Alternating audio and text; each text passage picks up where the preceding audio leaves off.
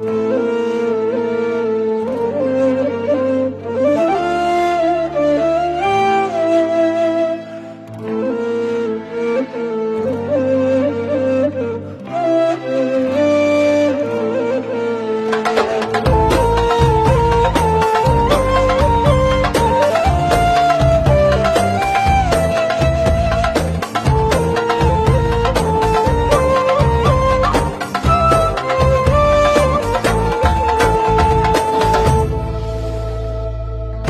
زمانی خاطرم آید عهد جوونی،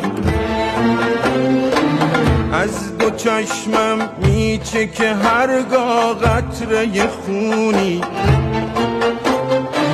یادم آید چهره صاف و گونه سرخم، اما افسوس آن همه خوبی نیست یه نشونی. کون شات عهد شباب تا بنوشم باده ناب، اما افسوس آرزوهام گشته اکنون نقش برام.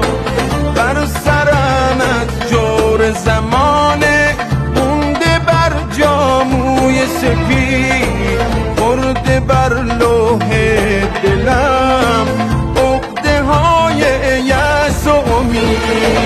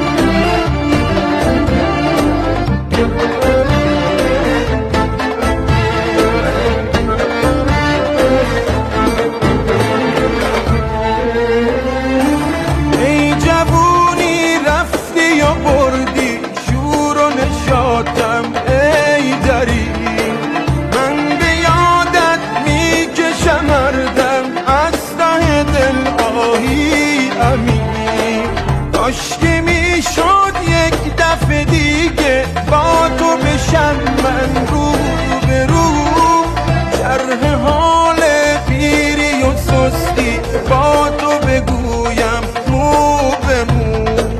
بار لاها گرفته ای از من چرا، در جوونی هر آنچه بنمودی عطا، گر گرفتی نشاط و شور و حال من، ناگزیرم سپاس تو آرم به جا. غیر مهنت نشد نصیبم این 2 روز زندگی، پیش یزدان خود کشیدم خجلت و شرمندگی.